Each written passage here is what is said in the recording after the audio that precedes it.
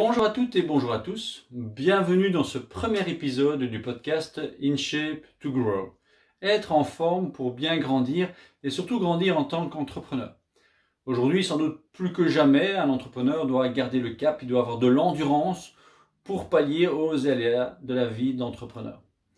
Je vous invite à travers l'interview de différents entrepreneurs de découvrir quels sont leurs secrets, quelles sont les routines de ceux et celles qui, selon leur succès, qu'ils soient débutants ou déjà avec un succès reconnu, comment font-ils pour garder le cap et rester en forme, garder une certaine santé pour vivre cette expérience entrepreneuriale à son plein potentiel.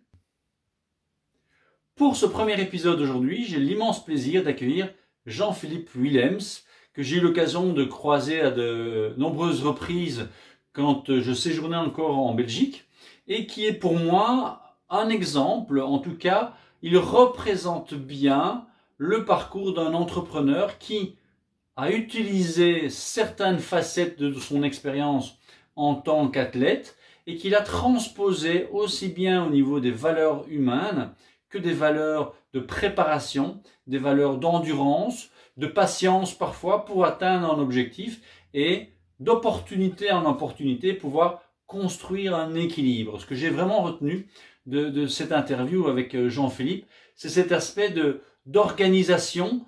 Effectivement, vous le verrez, c'est quelqu'un qui s'engage à 200% dans ses projets, mais avec de la préparation.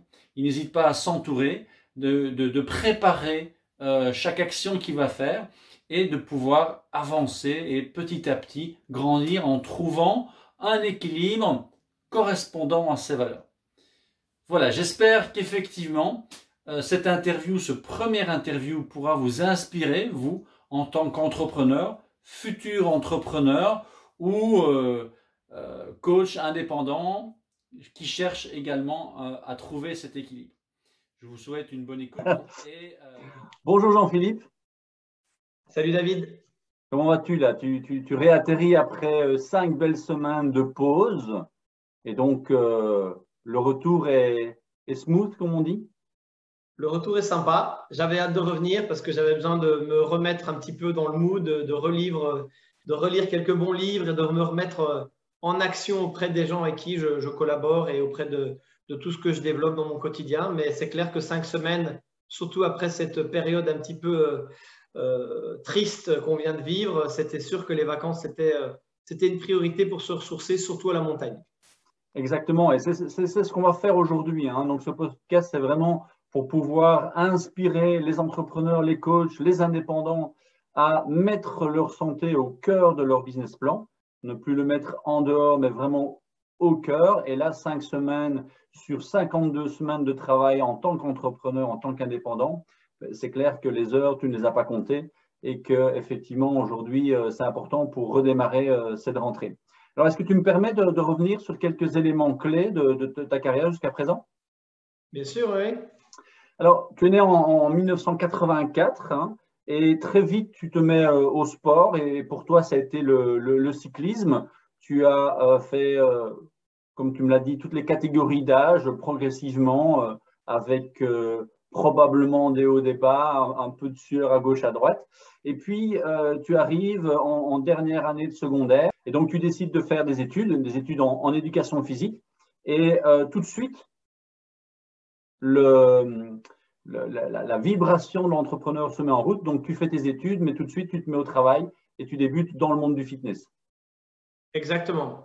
Alors, ce qu'il faut savoir, c'est que dans mes études chez les jeunes, j'étais à l'internat parce que j'étais dans une école de sport. Et donc, j'ai toujours été assez autonome par rapport à la vie de famille, vu que dès mes 14 ans, j'étais à l'internat. Fatalement, quand j'ai fini ma scolarité secondaire, que j'ai fait cette année de cyclisme, où j'étais beaucoup parti également, j'ai commencé l'école et en fait, c'est très clair, retourner habiter chez les parents, c'était juste impossible. Donc, j'ai très vite pris un appart. J'ai fait quelques petits boulots.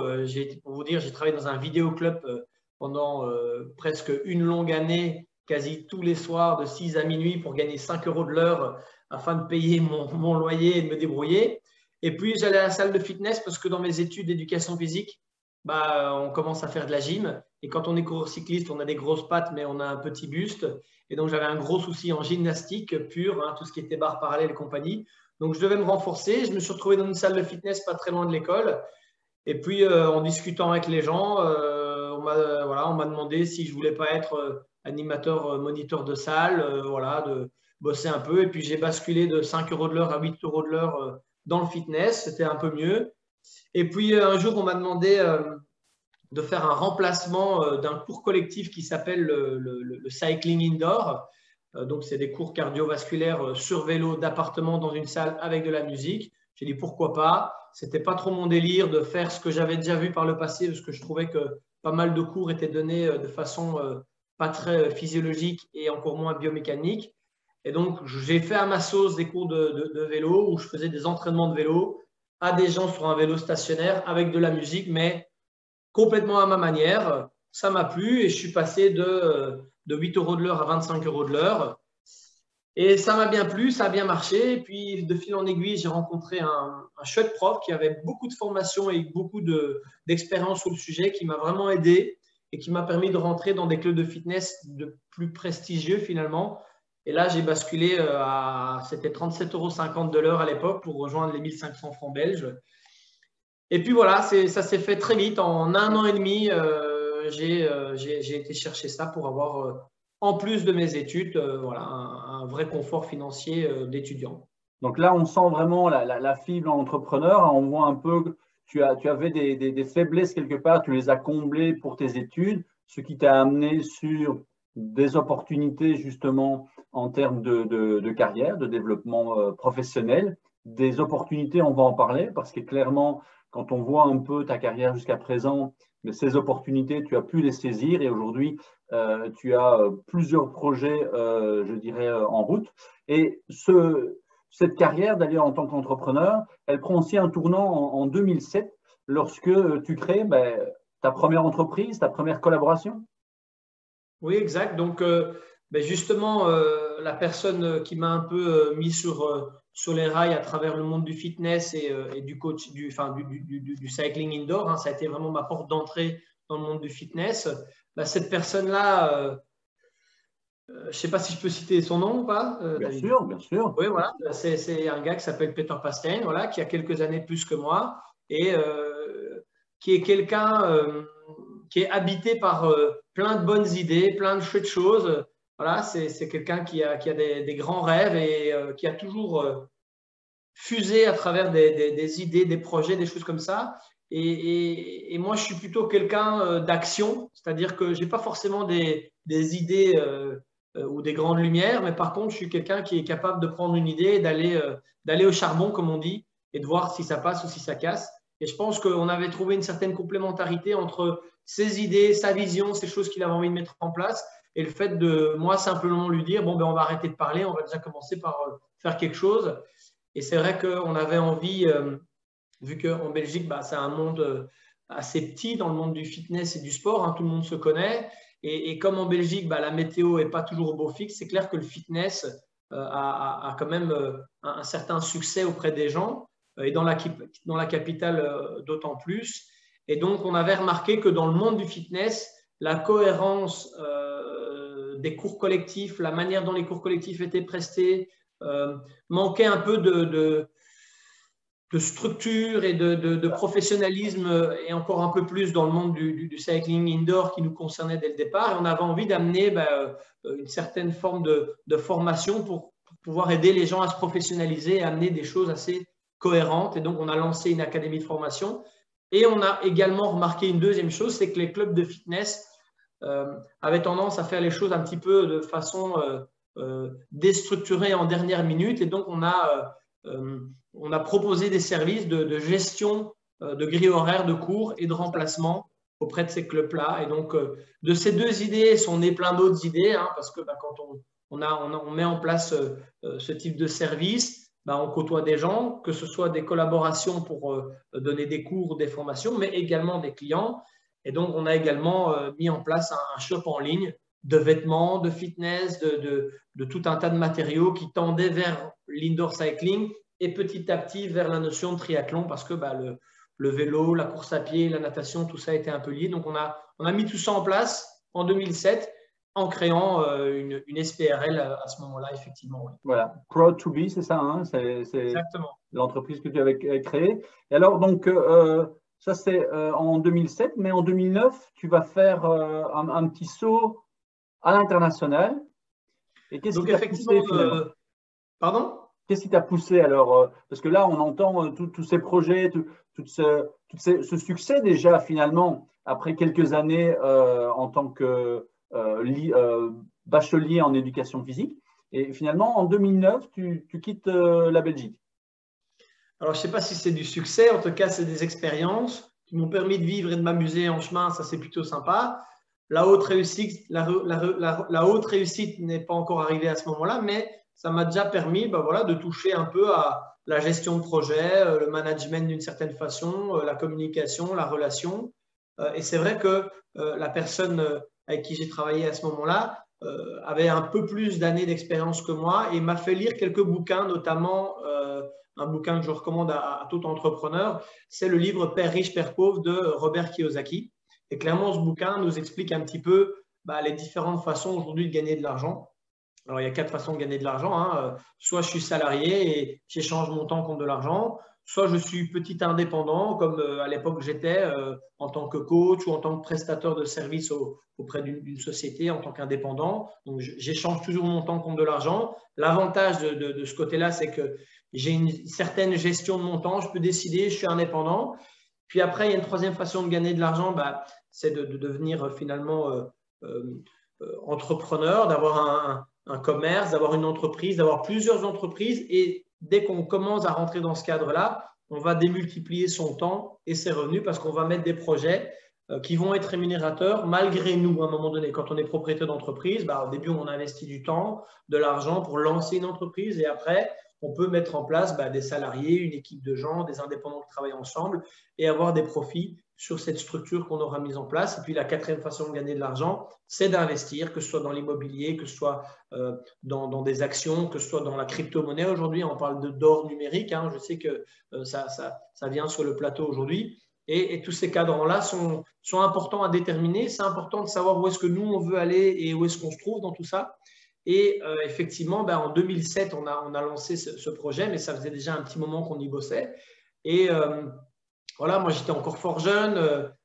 J'avais envie de continuer d'évoluer. Le voyage m'a toujours parlé. Et c'est vrai que 2 ans plus tard, ce projet-là tournait d'une certaine façon. C'est pas que j'avais besoin de plus, c'est qu'on m'a proposé de partir à l'étranger. Voilà, j'avais une relation qui me permettait de voyager. Hein. Mon ex-compagne à l'époque était sur plusieurs pays parce que sa famille était dans plusieurs pays. Et on m'a proposé l'opportunité de partir au Canada pour aider mon ex-beau-père à lancer une certaine forme de Starbucks Coffee, mais ça ne s'appelait pas Starbucks Coffee, c'était un truc indépendant. Et donc, on a lancé là-bas un café-restaurant finalement. On est parti de devoir construire, peindre les lieux à le truc tourne avec des salariés. Et ça a été une expérience assez intéressante parce que moi, ça m'a permis de toucher un peu plus l'anglais parce que mon anglais est catastrophique. Et ça m'a permis également d'entreprendre sur autre chose en étant guidé par quelqu'un qui avait encore plus d'expérience dans l'entrepreneuriat et qui m'a initié sur beaucoup de choses. Ça a été une année assez intéressante. Et puis après, je suis revenu quelques mois en Belgique, histoire de me refaire une petite santé financière. J'avais acheté un appartement en Belgique, donc j'avais un pied-à-terre, c'était plutôt intéressant. Et je suis reparti tout de suite, quelques mois plus tard, à Monaco pour travailler également là-bas. Alors voilà, quand on démarre dans un pays, on prend le premier boulot qui vient. Et ce qui a été très rigolo, c'est que moi, j'ai envoyé mon CV dans plein d'hôtels et de lieux à Monaco et des lieux où il y avait du fitness, mais des lieux où il y avait aussi de la restauration. Et c'est clair que dans mon CV, il y avait une partie sport, fitness, entrepreneuriat liée au sport, mais il y avait aussi cette petite partie où, au Canada, j'ai pu travailler dans le monde de la restauration, entre guillemets.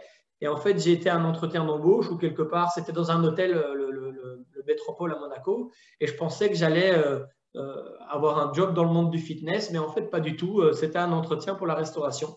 Et donc, j'ai démarré à Monaco avec un premier Donc, boulot dans la restauration. Pardon? Donc, tu l'as décroché, ce job, et tu as travaillé voilà, dans la c'est ça. restauration.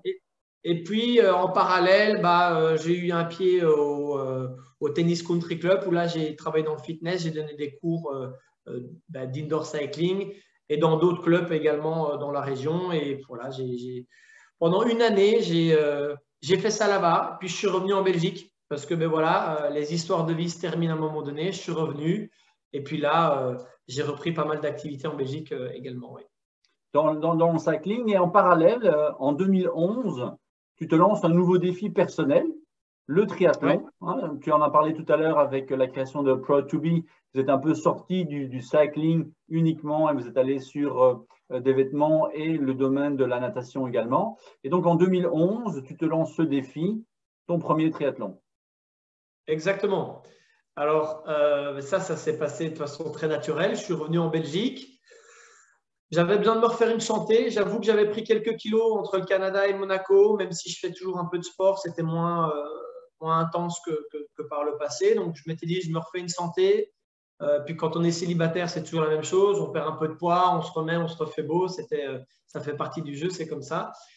Et donc, je revois des potes qui me chauffent sur le triathlon. Ouais, on fait du triathlon, on fait du triathlon. Bon, ok, why not?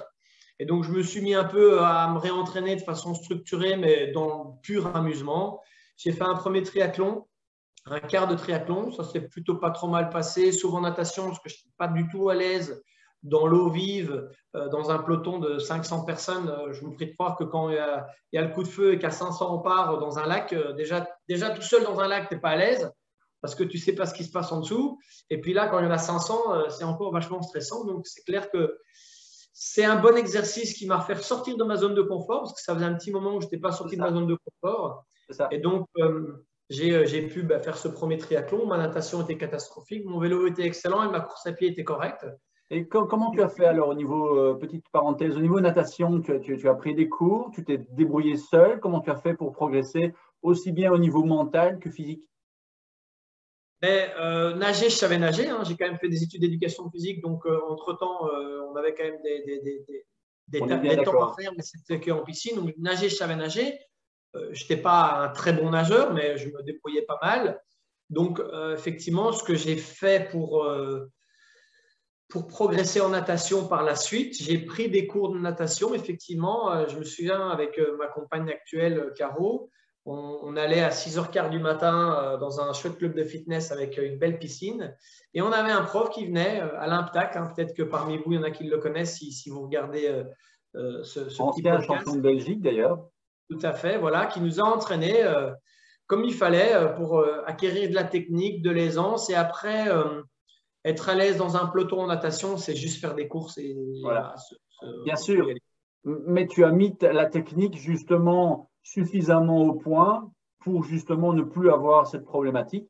Et c'est pour ça que je te pose la question, c'est qu'effectivement, dans la vie d'un entrepreneur, on peut se retrouver à un moment ou un autre dans des zones d'inconfort et il faut aller chercher de l'aide. Et ça, c'est vraiment important de pouvoir s'entourer des bonnes personnes, peut-être parfois juste pour une période. Et après, une fois que tu avais la technique, ben oui, comme tu le dis, il faut se jeter à l'eau et ce n'est pas une expression sortie de nulle part. Ici, c'était vraiment le cas. Et donc, 2011, ton premier triathlon. 2012, ton premier Ironman. Alors, un Ironman, pour moi qui suis un vrai caillou dans l'eau d'ailleurs, c'est pour ça que je ne me suis jamais mis au triathlon personnellement, c'est quand même une course assez extraordinaire. Tu l'as fait ton premier en 9h12. Tu t'en souviens de ce premier?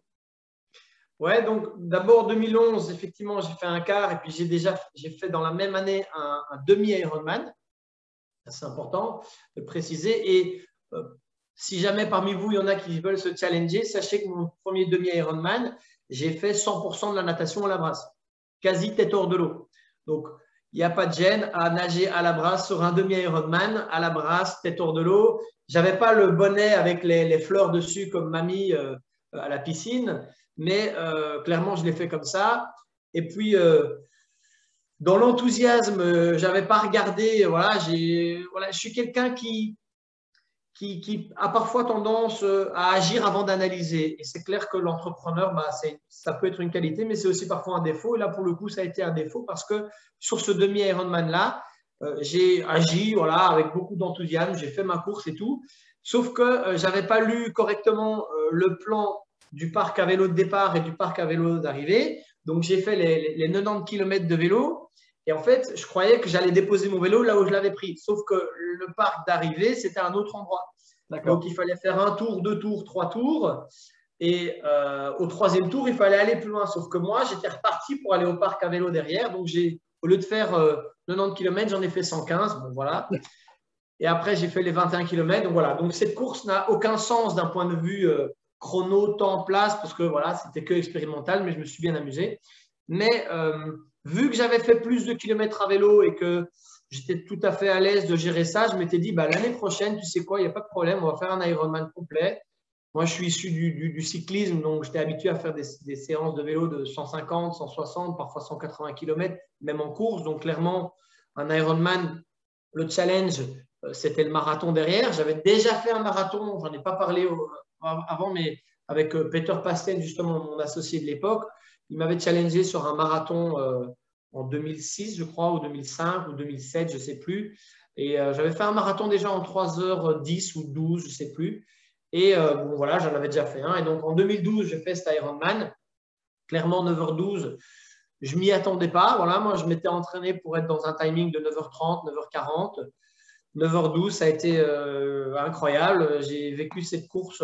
Ça a été un plaisir de la première à la dernière minute, contrairement à beaucoup de gens qui se lancent dans l'Ironman. J'ai envie de dire que le dur labeur, je l'ai plutôt vécu dans l'année de préparation. Et la course, ça a juste été une formalité. C'est bizarre de dire ça parce que les autres courses que j'ai fait après, ce n'était pas du tout pareil. Mais ma première course, c'est un peu comme la chance du débutant au billard, quoi. Ça passe tout seul, il y a tout qui roule quoi, et on gagne, quoi. Et là, c'est clair que ça a été vraiment bluffant parce que j'ai fini premier de mon groupe d'âge et 7e au scratch. Donc, c'était quand même assez sympa. Alors, je tiens à préciser, s'il y a des puristes, ce n'était pas un label Ironman, c'était un label Challenge à l'époque. Donc, effectivement, il n'y a pas 2000 partants, il y en avait 6 ou 700. Il n'y a pas les tout pros qu'on peut connaître, mais malgré tout, ça reste la distance Ironman.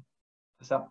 Et donc, 2012, ton Ironman en 9h12, mais en 2013, tu as au tableur 2 Ironman, dont le fameux Ironman de Kona. Oui. Alors, la petite histoire, elle est simple, c'est que quand tu fais un Ironman en 9h12, donc le projet de départ, c'était de faire un Ironman en 2012. Et l'année d'après, initialement, je voulais faire le marathon des sables. Pour me donner un autre challenge. Sauf que quand on fait 9h12 sur un Ironman, tu as tous les copains à côté qui disent, tu sais qu'avec ce temps-là sur un Ironman, une chance sur 2, tu te qualifies pour les championnats du monde à Hawaï en catégorie groupe d'âge. Donc, fatalement, je me suis dit, 2013, on va en refaire un label Ironman et on va voir ce que ça donne. Donc, pareil. Et là, j'ai embarqué Caro dans l'aventure qui avait déjà fait des demi, notamment même les championnats du monde de demi. Elle avait déjà quelques expériences là-dessus, mais elle n'avait jamais fait un complet. Donc, je l'ai embarqué dans l'aventure. On a fait l'Ironman de Zurich en juillet 2013 avec une chaleur de dingue. Je crois qu'il faisait 47 degrés. C'était épouvantable. Il faisait mourant de chaud. Après, je me suis préparé et je me suis aussi préparé à la chaleur parce qu'on a été quand même 3 semaines début juillet à Majorque où là, il fait plus de 40 degrés aussi. Du coup, j'étais quand même un peu prêt à la chaleur. Et on a fait cet Ironman dans la souffrance, clairement. La natation, ce n'était pas évident. Le vélo, il y avait quand même presque 2000 mètres de dénivelé, si je ne dis pas de bêtises. Et puis, tu déposes le vélo et tu commences à avoir des crampes, quoi. Avant même d'avoir 42 km dans les jambes, tu as déjà des crampes. Donc là, tu te dis, ça va être compliqué. Mais voilà, c'est une histoire de patience. Je pense que quand on fait du sport d'endurance, la stratégie, c'est d'attendre que les autres ralentissent et que les autres s'écroulent, surtout quand il fait 45 degrés, de ne pas stresser, de faire confiance à ce qu'on connaît sur soi et d'endurer quelque part. Et Pour vous dire, j'avais mes semelles de basket qui étaient fondues à la fin de la course tellement le macadam était bouillant. C'était vraiment incroyable. Et là, je finis 6e. Caro, elle finit 3e, je crois, ou 2e de son groupe d'âge chez les femmes. Et la bonne nouvelle, c'est qu'on se qualifie tous les deux pour les championnats du monde à Kona. Ça, c'était vraiment une énorme satisfaction. Surtout de le vivre aussi en couple. Ça a été quelque chose très puissant et de vraiment unique. Voilà, c'est vraiment un souvenir. Pour moi, c'est autant j'ai eu un parcours dans le cyclisme, ce que je retiens de mon chemin de sportif, c'est ces années-là. Vraiment parce que c'était dans la décontraction absolue, sans pression, juste pour le plaisir et les résultats étaient vraiment géniaux. Plaisir et préparation, et c'est ce que tu essayes de retrouver justement dans ta carrière aujourd'hui. On va y revenir. Alors, un autre sujet, 2014, là, c'est un autre événement. Tu deviens papa. Oui, ben voilà. Donc, le Graal de cette histoire, c'est qu'effectivement, on a fait l'Ironman de Kona en octobre 2013. Et la nouvelle, c'est que 3 mois plus tard, Caro était enceinte. Donc voilà, on peut même dire que Mila a été conçue sur les terres d'Hawaï, parce qu'on est quand même resté presque 2 semaines et demie, 3 semaines sur place. Donc clairement, voilà. Ce qui expliquait aussi le pourquoi Caro a été malade pendant l'Ironman d'Hawaï, parce que c'est vrai qu'on n'en a pas parlé, mais l'Ironman d'Hawaï, ça a été encore autre chose. Et là, c'était juste pour le fun, c'est pas pour le résultat. Mais clairement, 2014, devient papa. Gros remise en question parce qu'on était un peu dans un train-train professionnel parce qu'on était focus sur le triathlon depuis quelques années. Du coup, on avait nos activités professionnelles qui tournaient, mais pas de gros projets entrepreneurial, j'ai envie de dire, juste voilà, mes activités d'indépendant, tout un tas de choses.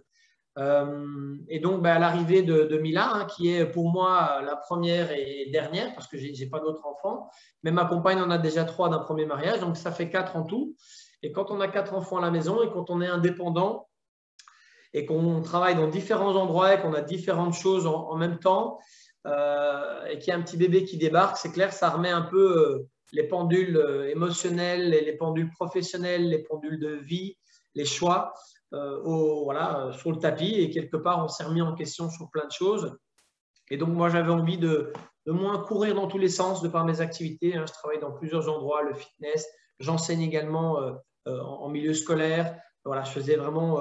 je courais un peu à droite à gauche, mais je m'étais habitué à ça parce que mon focus était vraiment ailleurs. Je n'avais pas de focus professionnel sur ces années-là. Par contre, là, à l'arrivée de la petite, mon focus professionnel est remis sur la table. Et donc, je m'étais dit, Caro, il faut qu'on trouve quelque chose qui nous permet de récupérer du temps. Voilà, Caro, elle travaillait aussi en milieu hospitalier la nuit parce qu'elle aide les mamans à accoucher. C'est clair que ça a été un petit peu compliqué de manager tout ça avec l'arrivée de Mila, la petite. Et c'est clair qu'on s'est remis en question professionnellement. On avait envie de lancer une activité pour rentrer dans ce fameux cadran où des projets allaient pouvoir être rémunérateurs sans devoir prester tout le temps son temps et de devoir tout le temps être dans cet échange argentant. Et donc, on a cherché des projets et on est même parti aux États-Unis pendant 3 semaines avec Mila qui avait 3 mois pour chercher des idées professionnelles. Voilà, lancer un magasin bio, lancer une salle de sport, une nouvelle marque, un concept américain qui n'avait peut-être pas en Europe. On a vraiment pendant 3 semaines prospecté un peu partout. Mais qui dit entrepreneuriat traditionnel, dit aussi risque, dit aussi investissement en argent, dit aussi lâcher parfois la proie pour l'ombre. On ne sait pas trop où on va. Et c'est vrai que ça a été quand même une période où on a beaucoup posé des questions autour de nous. Voilà, qu'est-ce qu'on voulait faire. Et dans cette même période, on nous a également, on est venu vers nous aussi pour nous proposer des idées, des opportunités. Et on a ouvert les yeux sur pas mal de choses, effectivement. Et donc, en 2015, cette réflexion avec ta compagne Caro qui vous amène à lancer un nouveau projet dans le marketing relationnel. Et là, en quelques années, déjà en 2017, vous avez un premier succès. Donc, comme un peu finalement ta carrière, il y a eu des opportunités, une réflexion, une structure. Tu es parti au charbon et vous avez fait un duo qui a marqué ses premiers succès en 2017, c'est ça? Donc oui, donc effectivement, face à toutes ces réflexions qu'on a eues à la naissance de Mila, comme on avait déjà un style de vie qui était bien établi, on avait déjà l'habitude d'avoir une certaine quantité d'argent tous les mois. Et puis, vous le savez comme moi, quand on a une certaine quantité d'argent tous les mois, on dispose avec et on met en place des projets de vie, des vacances, un certain style de vie. Et à un moment donné, c'est difficile de tout lâcher et de recommencer de zéro, quoi. Je dis toujours qu'un étudiant doit entreprendre parce qu'un étudiant aujourd'hui, quand il commence, il n'a rien à perdre. Voilà, il n'a pas de grosses responsabilités, il n'a pas d'enfants, il n'a pas forcément de grosses charges. Et donc, je pousse aujourd'hui les jeunes à se lancer très vite dans l'entrepreneuriat, au moins en statut d'indépendant complémentaire ou en activité complémentaire, pour vraiment expérimenter plein de choses là-dessus. Parce que au plus on avance dans le temps et dans notre prison dorée qui s'appelle le salariat, bah, au moins on se pousse à prendre des risques ou à aller de l'avant. Donc, c'est clair que bah, nous, en 2014, la grosse question, c'était OK, mais si on investit 100 000 € dans un magasin ou dans un projet traditionnel, on ne peut pas le faire à temps choisi, 5 heures semaine, quoi. Donc, c'est quand même compliqué. Et étant donné qu'on avait un style de vie déjà bien établi, on n'avait pas envie de le lâcher. Donc, c'est clair que quand cette opportunité nous a été présentée fin 2014, bah, si j'avais compris un truc du marketing relationnel, j'avais déjà vu quelques lignes de ce type d'idée parce que Robert Kiyosaki en parle dans certains de ses livres, notamment un que je peux vous recommander qui s'appelle L'entreprise du XXIe siècle, voilà, qui est une suite dans les idées du livre Père riche, Père pauvre, qui initie les gens à l'entrepreneuriat. Mais beaucoup de gens voudraient entreprendre aujourd'hui, beaucoup de gens voudraient diversifier leurs activités, leurs revenus, avoir une entreprise à domicile. Et les gens sont un peu perdus, ne savent pas quoi faire. Et c'est vrai que l'idée du marketing relationnel, elle part d'un principe simple, c'est que n'importe qui aujourd'hui peut avoir accès à l'entrepreneuriat et à la richesse de l'entrepreneuriat sans risque, sans investissement, sans contrainte, tout en étant accompagné, tout en ayant une structure, tout en ayant une entreprise établie dans le décor économique qui a déjà investi les risques que vous devriez investir si vous étiez quelque part seul à la lancer. Donc, c'est un projet complètement zéro risque. Et ça, j'avais compris quand on m'a parlé de ce type d'idée. J'avais compris que la notion de risque, elle était très faible, si ce n'est le fait de perdre son temps si on fait quelque chose qu'on n'aime pas. Donc voilà, c'était le seul risque. Et j'avais compris qu'en 4 à 6 heures, 8 heures par semaine, j'allais pouvoir mettre en place des choses qui allaient me permettre d'avoir accès à ce troisième cadran, qui me permet de générer des revenus malgré ma propre capacité à fournir du temps dans un travail. Et ça, c'est ce que j'avais compris quand j'ai découvert ce type d'idée professionnelle. Et effectivement, comme j'ai l'habitude de pas trop réfléchir et d'aller de l'avant et d'aller à l'action, donc avec zéro expérience dans ce type d'idée, dans ce type de démarche, j'ai été la fleur au fusil. Voilà, j'ai partagé simplement les choses positives que je trouvais dans cette idée, dans les produits qu'on pouvait proposer. Et s'il y a quelque chose que vous devez retenir dans cette démarche économique, c'est que la puissance du marketing relationnel, c'est que vous allez pouvoir vendre avant d'acheter. Souvent, quand on fait du commerce, il faut d'abord acheter et puis vendre. On achète des stocks et puis on met en place un système pour les vendre. Et à un moment donné, on a des revenus. Là, ce qui est génial, c'est que de par notre relationnel, on va pouvoir vendre avant d'acheter. J'entends par là qu'aujourd'hui, je pense que la publicité la plus agréable qui existe, c'est la recommandation. C'est je suis satisfait de quelque chose et je vais pouvoir en parler tout à fait naturellement autour de moi. Eh bien, aujourd'hui, on fait tous du marketing relationnel, que vous le vouliez ou non. On en fait tous. Et l'autre jour, il y a quelques jours, effectivement, j'ai passé 5 semaines à la montagne, mais ça n'empêche que mes activités professionnelles ont continué. Et j'ai quelqu'un qui m'a contacté justement pour prendre des informations sur notre projet.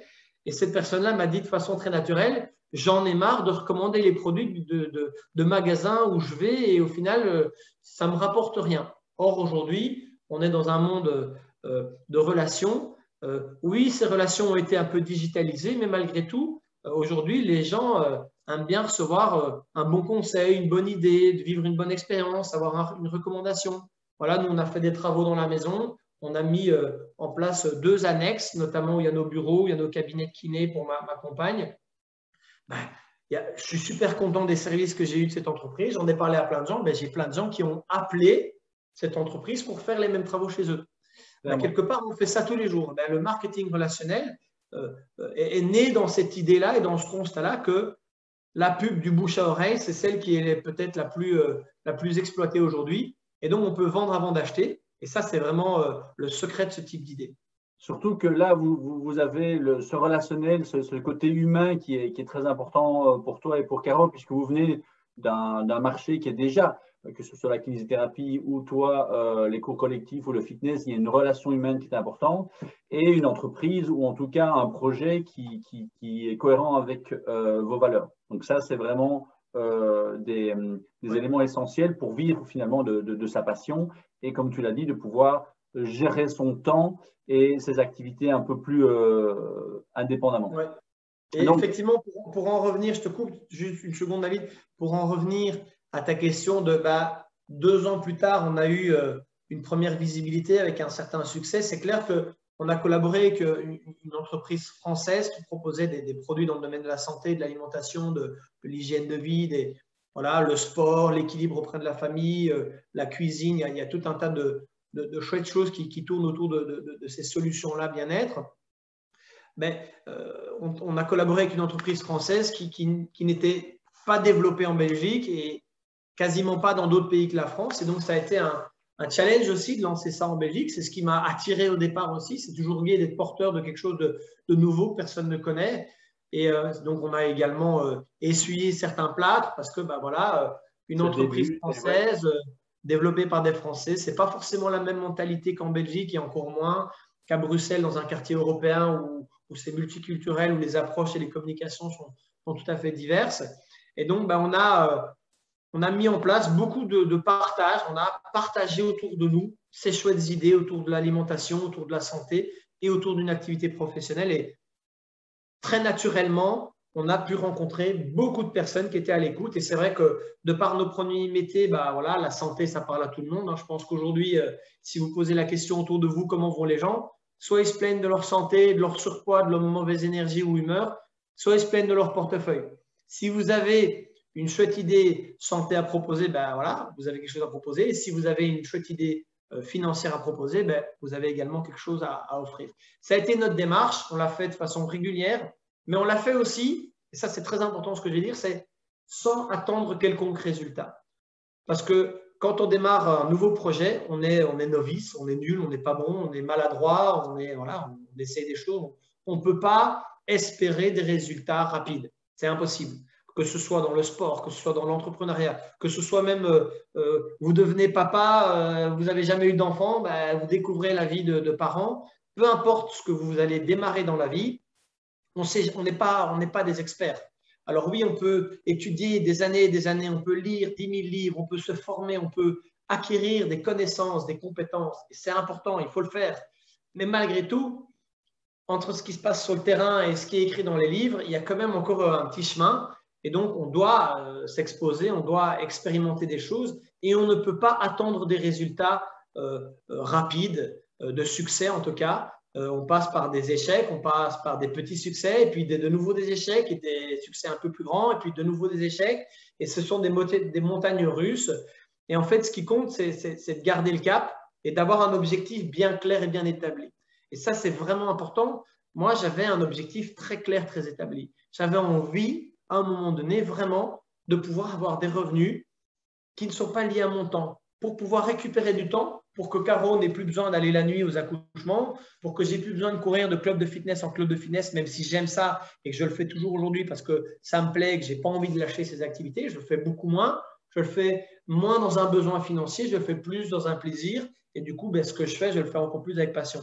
Mais donc, clairement, j'avais un objectif très important. Et au plus l'objectif il est établi, clair, notifié, visible dans votre vie, dans votre quotidien, affiché quelque part, vous le voyez. Et toutes les embûches qu'il y a en chemin, toutes les difficultés, tous les challenges qu'on a en face de nous, si l'objectif il est bien là, vous l'avez toujours en vision claire, vous ne le perdez pas de vue, vous continuez. Et il faut faire les choses dans le but de s'améliorer dans les choses que vous faites plutôt que dans l'attente de résultats rapides. Et quand vous faites ça comme ça, les gens en face sentent aussi que vous n'êtes pas là pour juste faire un one-shot, vous n'êtes pas là pour juste vendre un produit ou un service ou une idée dans le but d'exploiter tout de suite la situation présente, mais de vraiment évoluer personnellement et de partager quelque chose dans lequel vous êtes vraiment passionné réellement. Voilà, moi, j'étais passionné dans le produit que j'étais capable de partager et passionné dans cette activité humaine et professionnelle. Ouais.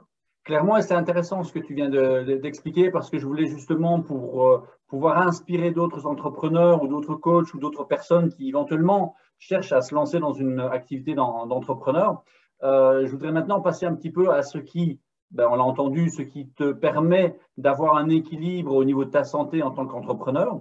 Et donc, je voudrais qu'on aborde 4 domaines qui sont inspirés des 4 docteurs intérieurs d'un de mes mentors qui est Paul Chek.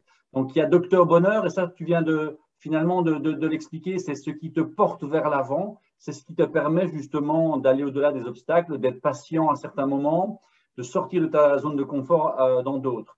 Les 3 autres docteurs, c'est Docteur Mouvement. Aujourd'hui, qu'est-ce que tu fais toi en termes d'entrepreneur, mais en tant que papa, également en tant que compagnon, pour maintenir la forme à travers tout ça?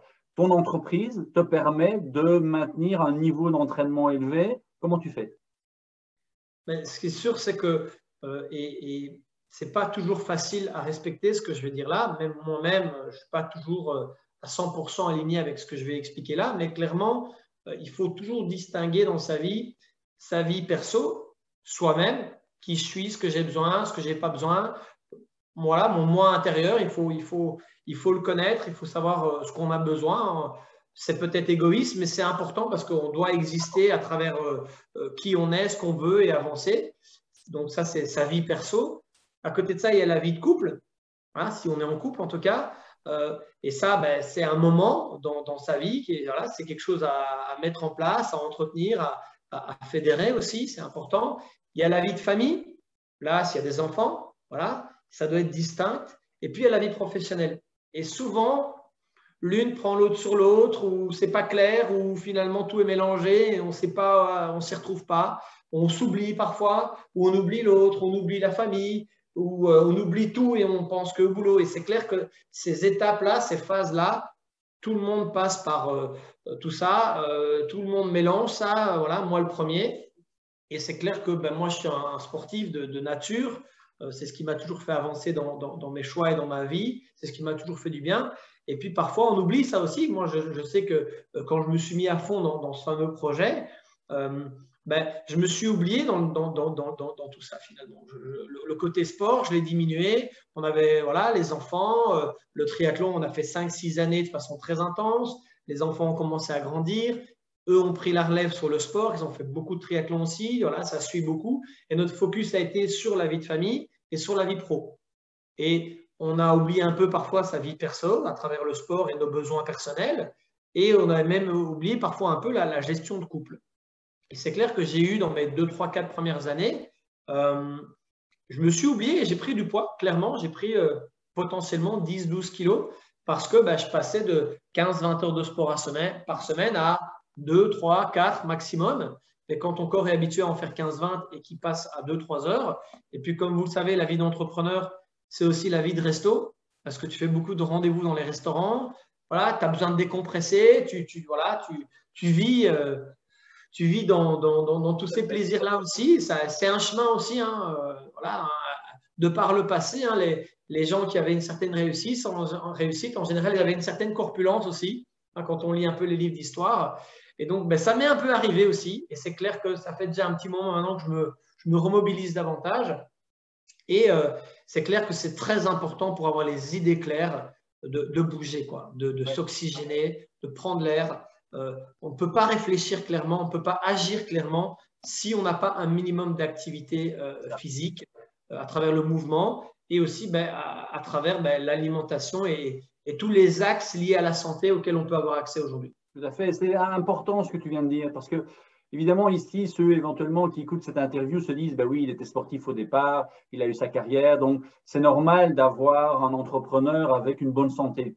Mais tu viens de montrer que justement, non, en tant qu'entrepreneur, on évite justement, comme tu l'as dit, à mélanger un peu tout et à mettre la priorité dans certaines urgences, entre guillemets, et que oui, ça arrive que même en tant que sportif, il faille à un moment se dire, ben non, là, j'ai mis un peu ma santé de côté, ça ne correspond pas à mon équilibre, je vais y revenir. Alors évidemment, hein, on ne peut pas s'entraîner pour le championnat du monde en triathlon quand on est en jeune couple, comme quand on a une entreprise et des enfants qui grandissent. Ça devient, on n'a que 24 heures, donc fatalement, il y a des choix à faire. Mais donc aujourd'hui, tu as trouvé dans ce rythme professionnel un moyen d'intégrer, de réintégrer le sport, le mouvement, plus pour ta santé, le fait de décompresser, ça c'est vraiment important. Tu le dis, hein, les idées claires pour justement résoudre éventuellement une problématique ou patienter. On en parlait avant cette interview, qu'il y a des moments effectivement dans la vie d'un entrepreneur, ben, il y a des choses on voudrait qu'elles aillent un peu plus vite. Alors que faire? Ben, au lieu de stresser, de se ronger les ongles, effectivement, aller faire une séance de sport, se vider l'esprit, avoir une bonne nuit de sommeil pour demain reprendre les choses correctement. Donc on a, docteur Bonheur, on le sent bien hein, à travers ton témoignage et l'énergie que vous avez mis et que vous mettez dans l'entreprise.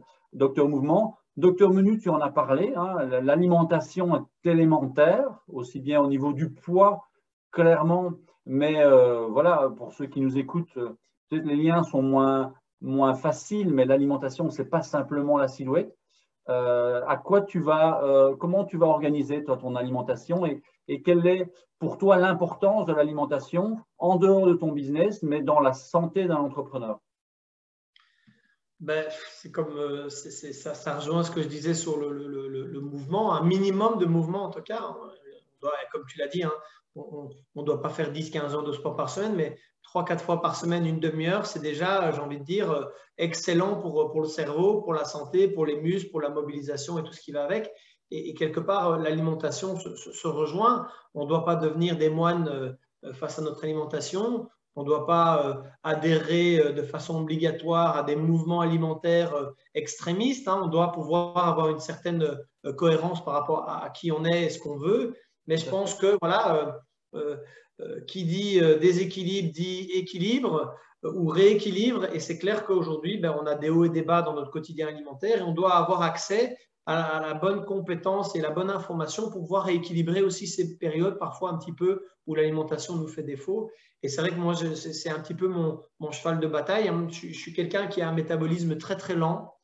De par mon passé sportif où j'ai fait beaucoup d'endurance et très jeune, donc fatalement, j'ai éduqué mon corps à consommer moins vite beaucoup d'énergie et à vraiment la tenir dans le temps, ce qui est génial en tant que triathlète longue distance, parce que ça veut donc dire qu'on a une gestion beaucoup plus lente de sa consommation d'énergie, donc c'est plutôt positif. Ça m'a servi dans le cadre du sport, mais ça m'a desservi dans le cadre du quotidien parce que du coup, c'est très perturbant l'alimentation parce que quand on est habitué à faire énormément de sport, on mange en conséquence et puis après, on arrête de faire autant de sport. Et si on a un métabolisme assez lent, bah, quelque part, si on continue à manger à peu de choses près ce qu'on mangeait en tant que sportif, ce qui n'est pas mauvais en termes de choix d'alimentation, mais qui est probablement trop en termes de quantité de calories, et c'est ce qui m'est un peu arrivé. Et donc, aujourd'hui, moi, je joue sur la notion de rééquilibrage parce que je suis un épicurien quand même. Je me fais plaisir dans l'alimentation. C'est important. Voilà, je ne sais plus qui disait, je crois que c'est Martine Fallon qui expliquait qu'il faut 70% d'une alimentation cohérente, équilibrée, saine, mais il faut aussi 30% de cheat meal, hein, comme on dit, 30% d'excès ou d'écart ou de choix alimentaires bonheur, entre guillemets. Et c'est un petit peu dans cet esprit-là que je vais fonctionner, c'est de rééquilibrer au mieux les petits moments d'écart. Et là, c'est vrai que depuis quelques semaines, quelques mois, je me suis repris en main de façon plus rigoureuse, plus sérieuse. J'ai perdu 3-4 kilos sur les 5-6 dernières semaines, plus de sport, moins de glucides. Voilà, parce que je me connais, je sais voilà, que je dois m'orienter un petit peu différemment dans l'alimentation. Et ça, c'est très propre à chacun. Et si vous êtes perdu avec l'alimentation, ben voilà, je pense que c'est essentiel d'aller s'informer auprès d'un professionnel de l'alimentation pour faire un peu sa propre anamnèse, hein, son propre bilan et de voir ce qui peut vous convenir de façon cohérente. Quelle serait la relation que tu aurais avec l'alimentation lorsque tu sens qu'elle est un peu déséquilibrée, mais tu te fais plaisir? Est-ce que tôt ou tard, tu vas sentir qu'en tant qu'entrepreneur, tu es un peu moins efficace au niveau parce qu'ici, on parle effectivement du poids, hein, c'est ce qui motive la plupart des gens. Mais penses-tu, et ça, c'est différent aussi d'une personne à l'autre, hein, certains sont beaucoup plus, je dirais, connectés à leurs sensations et aux relations qu'ils peuvent faire. Mais penses-tu être moins vif d'esprit, moins patient peut-être, quand ton alimentation est moins structurée? Oui, clairement. Je pense que quand on mange tout et n'importe quoi sans un certain contrôle et une certaine cohérence, ben, moi-même, je l'ai vécu, hein, plus irritable, plus fatigué, moins de libido, moins positif. Voilà, on voit plus le verre à moitié plein, enfin, on voit plus le verre à moitié vide, moitié plein. Je fais peut-être l'inverse. Donc oui, non, clairement, je pense que on est moins concentré, on retient moins les choses aussi, hein. Clairement, la mémoire, elle est impactée énormément face à notre alimentation, hein, surtout quand on mange trop de mauvaise graisse, pas assez de bonne graisse par exemple, trop de glucides, trop de glucides et des glucides trop rapides, du sucre simple par exemple, ben, ça nous rend plus irritables, plus énervés, moins patients, des hauts et des bas en termes d'énergie, donc des hauts et des bas en termes d'implication dans sa vie perso, dans sa vie pro, dans sa vie de couple et dans sa vie de famille. Donc tout ça a un impact et c'est clair que là maintenant, ça fait quelques semaines que j'ai pas mal réglé des choses par rapport à ça. Ben, je suis beaucoup plus positif, beaucoup plus bienveillant, beaucoup plus à l'écoute. J'ai envie de nouveau bouger plus. J'ai envie de changer les choses dans mon entreprise, dans ce que je fais. J'ai envie de lire plus de bouquins. J'ai envie de faire plus de choses finalement. Et c'est clair que voilà, on sait bien qu'on a une petite voix positive et négative chacun à l'intérieur de nous. Ben, posez-vous la question, qui a pris le dessus à l'heure où je vous parle maintenant? Et si c'est la petite voix négative qui a pris le dessus, ben, ça peut être le manque de mouvement, ça peut être une alimentation incohérente, ça peut être tout un tas de choses, mais je pense qu'il faut se poser la question, où est ma petite voix? Est-ce qu'elle est plus haute en négatif ou est-ce qu'elle est plus haute en positif? Et il faut se concentrer sur soi pour grandir et pour aller vers de l'avant. Ouais. C'est ça, et effectivement, comme c'est le thème de ce podcast, hein, remettre finalement la santé de l'entrepreneur au cœur même du business plan, puisque tu l'as dit, irritable, manque de patience, moins de focus, ben, ça peut avoir des conséquences sur des choix au niveau de l'entreprise. Mais maintenant, tu le dis aussi, tu es épicurien et tu as eu un passé de sportif, tu connais ton métabolisme, donc tout ça, on en parlait en début de podcast, c'est bien d'avoir une équipe autour de soi. On a un comptable, on a un conseiller en communication. Pourquoi ne pas avoir un coach attitré pour l'entrepreneur parce qu'il sait qu'effectivement, ses décisions sont influencées par la qualité de sa santé en général. Alors, une dernière question, enfin, en tout cas, un dernier paramètre dans ton quotidien, Jean-Philippe. On a parlé de docteur bonheur, de docteur mouvement, de docteur menu. Il y en a un dernier, c'est le docteur repos. Qu'est-ce que toi, tu fais dans ton quotidien pour te ressourcer? Alors, ne me dis pas que tu montes sur un vélo, parce que ça, on peut éventuellement peut-être l'imaginer, mais est-ce que tu as d'autres choses qui te permettent, en lien avec cette santé, de te dire, allez, là, je me vide l'esprit, je me repose activement, parce que dormir, on sait que parfois, ce n'est pas toujours suffisant. Qu'est-ce que toi, dans ton quotidien, en tant qu'entrepreneur, tu fais? Bon, là, tu reviens de 5 semaines à la montagne. Je pense que ça, effectivement, c'est un beau docteur repos, parce que l'entrepreneur doit pouvoir faire une coupure, même si tu l'as dit, hein, tu étais parti 5 semaines, mais ton business a continué à tourner. Ça, c'est vraiment génial parce que ça te permet justement de faire des coupures, de te recharger avant de reprendre après les vacances. Mais qu'est-ce que toi, tu fais durant une année pour te recharger?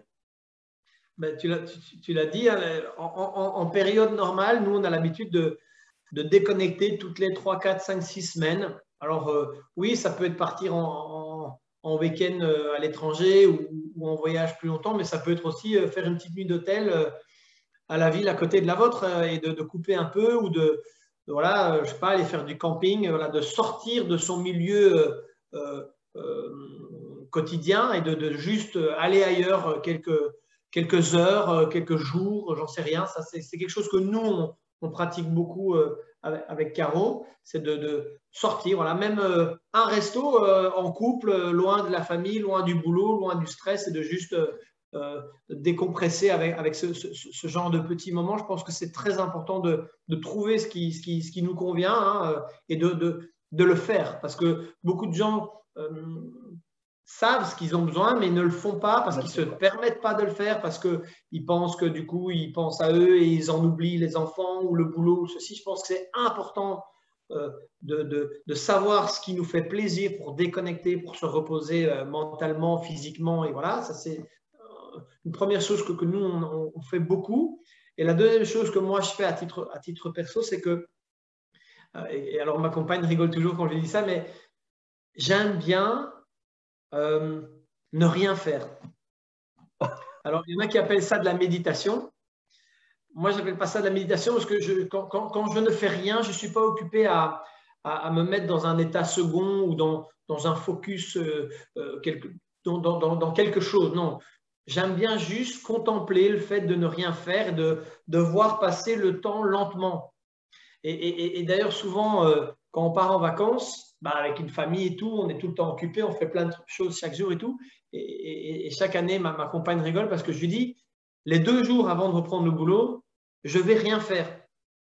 Je vais me mettre devant la télé 1 heure ou 2, je vais me mettre dans un canapé, mais rien faire. Hein, et je suis sûr et certain qu'il y en a plein qui vont avoir les oreilles qui sifflent quand je vais dire ce que je vais dire maintenant, et vous allez rigoler. Quand vous allez sur les toilettes et que vous prenez un peu plus de temps que prévu, vous ne faites rien et ça fait du bien à un moment donné d'être un peu plus longtemps au cabinet parce qu'on est isolé du bruit de la famille, des Sans enfants. le smartphone alors, hein. Sans smartphone, sans smartphone. Ça, c'est vrai que c'est le problème actuellement parce que qu'est-ce que vous faites le matin, la première chose que vous faites le matin, qu'est-ce que vous faites quand vous allez aux toilettes et qu'est-ce que vous faites avant d'aller dormir? Souvent, c'est ça. Donc oui, déconnecter, ne rien faire. Et donc, voir le temps passer lentement. Je trouve ça génial. Et ça, c'est quelque chose qui, moi, me fait du bien.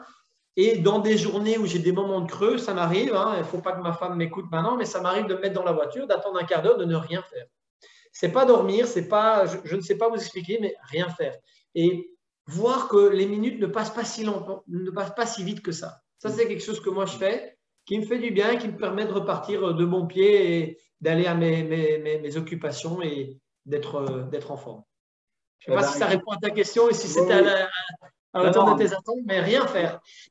C'est parfait, c'est parfait. J'aime énormément les exemples que tu donnes. C'est vraiment, j'espère, aussi inspirant pour ceux qui nous écoutent que moi, parce qu'effectivement, je prends beaucoup de plaisir à échanger avec toi, parce que même si on se connaît quand même depuis plusieurs années, créer ce podcast est vraiment, et tu es le premier épisode de cette longue série, j'espère, justement pour inspirer les entrepreneurs aujourd'hui après cette longue période de stress et d'inconnu, eh bien, avoir des témoignages comme le tien, pouvoir aller chercher des pépites à gauche, à droite pour les intégrer parce que, voilà, on est tous humains, hein, on est tous avec des enjeux, une famille, un passé, mais il y a certainement de l'inspiration à aller chercher chez des gens connus ou pas, avec beaucoup de succès ou au début du succès. Ce n'est pas le but. Hein, le but, c'est vraiment de pouvoir, à son niveau, progresser et encore une fois, remettre sa santé au cœur même du business plan.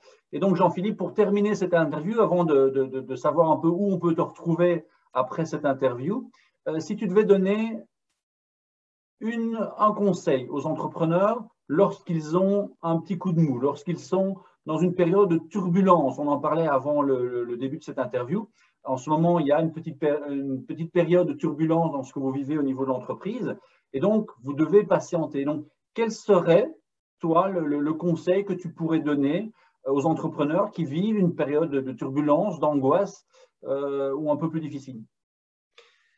Un peu le même que quand on commence. Hein. Quand on commence, si on ne veut pas accepter le fait qu'il faut de l'endurance, de la patience et de la gestion du non-succès ou quand le succès arrive plus tardivement que ce qui était prévu, c'est effectivement d'avoir cette patience, cette endurance. C'est parfois pas évident. Effectivement, nous, on a un projet où on collabore avec d'autres personnes, où on collabore avec des entreprises. Et la vitesse à laquelle nous, on veut aller n'est pas toujours la même vitesse avec laquelle les gens avec qui vous collaborez veulent aller ou avec l'entreprise ou les fournisseurs ou les partenariats professionnels. Hein, tout le monde ne va pas toujours à la même vitesse. Et c'est vrai que nous, actuellement, on vit une zone de turbulence. Autant la période de crise sanitaire qu'on a vécue a été une période de révélation pour nous et notre entreprise parce qu'on a su faire le virage digital. J'ai aussi compris que la diversification professionnelle était quelque part complètement liée à la sécurité de vie parce que comme on a plusieurs projets qui tournent en même temps, on a plusieurs activités professionnelles, on n'a à aucun moment donné été en vrai stress parce qu'il y a des activités à nous qui ont été à l'arrêt complètement à cause du Covid et d'autres qui ont pu prendre un envol un petit peu plus important parce que nos meilleurs chiffres d'affaires de notre entreprise ont été réalisés en période Covid. ce qui est assez contradictoire par rapport à la majeure partie des activités professionnelles qui ont mal vécu cette crise. Donc, c'est clair qu'on a pu profiter de ça. Et là, maintenant, le partenaire avec lequel on travaille est occupé de mettre en place tout un tas de choses. Et du coup, ça crée un petit peu de turbulence dans nos entreprises parce qu'il y a beaucoup de remises en question, il y a beaucoup de doutes, il y a plein de choses qui sont pas forcément agréables et on doit faire preuve de patience, d'endurance, de sagesse. C'est pas toujours évident parce que moi, je suis quelqu'un qui a envie d'aller de l'avant et aller au charbon et je peux assez rapidement m'énerver. Mais avec tout ce qu'on vient de discuter, il est clair qu'on arrive à garder son cap, son focus. Si l'objectif il est clair, on sait que ces périodes-là existent dans une carrière de sportif ou d'entrepreneur ou autre. Il faut pouvoir les accepter, vivre avec, se concentrer sur soi peut-être un peu plus dans ces périodes-là et moins sur le problème. C'est là où c'est pas évident à faire. Voilà, c'est là où je voulais te poser la question. Donc, quand tu dois patienter concrètement, donc imaginons lundi, tu as prévu de faire ça pour l'entreprise, tu ne sais pas parce que tu attends une intervention de ton partenaire. À ce moment-là, ce que tu vas faire, c'est te reconcentrer sur toi en te disant, voilà, je ne sais de toute façon pas contrôler mon environnement, je vais me reconcentrer sur moi, c'est ça que tu vas faire? Exactement, et d'où les 4 kilos que j'ai perdus, d'où ça fait 6-7 semaines que j'ai changé pas mal de choses parce que c'est une période de turbulence que je vis. Donc, je me suis recentré sur moi, j'ai repris pas mal de choses en main personnelles en me disant, voilà, les choses sont comme ça. Je ne peux pas, je ne suis pas responsable de cette période. Chacun a sa part de responsabilité dans tout. Donc, dans ces périodes-là, c'est de se recentrer sur soi, de faire ce en quoi vous êtes bon et de continuer à les faire en attendant que les choses puissent s'aligner dans le projet, dans les choses qui doivent arriver et de pouvoir faire ce qui est possible de faire, de se concentrer là-dessus et sur soi. Et effectivement, ma compagne a acheté un super livre là, il y a une semaine ou deux. Elle a fini de le lire. Je ne l'ai pas encore commencé, mais elle a sorti une phrase de livre que j'ai trouvé géniale. Si vous vous concentrez sur vous, vous allez grandir, évoluer et continuer dans le positif et dans quelque chose qui va vous amener vers ce que vous avez envie comme succès ou comme résultat. Par contre, si vous vous concentrez, entre guillemets, sur la merde ou sur le problème ou sur le challenge de façon négative, cette merde va grandir, vous allez voir que ça, et du coup, ça va vous arrêter complètement. Parce que si le problème est plus grand que l'objectif, à ce moment-là, on ne voit plus l'objectif et on est perdu. Et là c'est le négatif qui prend le dessus et ça ne va pas le faire. Donc, concentrez-vous sur vous plutôt que sur la merde pour grandir personnellement plutôt que ce soit le problème qui grandisse. Voilà. Clairement. En tout cas, un tout grand merci, Jean-Philippe. Comme je le disais tout à l'heure, j'ai vraiment apprécié cette interview. J'ai appris des anecdotes et des choses qui m'ont aussi inspiré à mon niveau. Maintenant, si les gens qui t'ont écouté, parce que tu as créé un petit peu de mystère comme ça, de teasing, si les gens veulent un peu te suivre, savoir un peu ce que tu deviens, comment tu grandis, où peuvent-ils te retrouver sur les réseaux, sur un site, comment on fait? Ouais, actuellement, effectivement, on est présent sur les réseaux. Je pense qu'aujourd'hui, on doit avoir un pied à l'étrier sur le côté digital, les réseaux sociaux. Donc, comme tout le monde, je suis également présent sur le grand-père du réseau social qui s'appelle Facebook, que tout le monde connaît. C'est la niche des réseaux sociaux. Je pense qu'aujourd'hui, c'est incontournable. Donc, mon nom, c'est Willems Jean-Philippe. Vous pouvez me retrouver sur Facebook sans aucun souci. Et après, également, j'ai eu l'occasion de m'amuser avec une chouette formation pour Instagram. Et donc, je suis également avec ma compagne présent sur Instagram. Vous pouvez me retrouver au nom de GP Life. GP, c'est J-E-E-P-I-E L-I-F-E. Je pense que dans la description, probablement, David mettra. Mais encore une fois, je partage ce que j'aime, qui je suis, ce que je fais. Et donc, n'hésitez pas à me faire un petit coucou et ce serait sympa. À t'envoyer un message, voilà, et à connecter. Génial. Voilà. Écoute, Jean-Philippe, je suis très content, je le dis une troisième fois, pour ce premier épisode. Je sais qu'on n'a pas eu facile à se joindre pour agencer nos agendas parce que justement, je t'ai contacté en période de vacances et tu t'es excusé en disant, oui, les vacances, elles ont été un peu à gauche, à droite. Non, pas du tout. Ça montre bien qu'en tant qu'entrepreneur, on peut se recentrer sur soi, Hein, tu l'as dit, il faut se recentrer sur soi et sur la famille. Je respecte à 100% ça.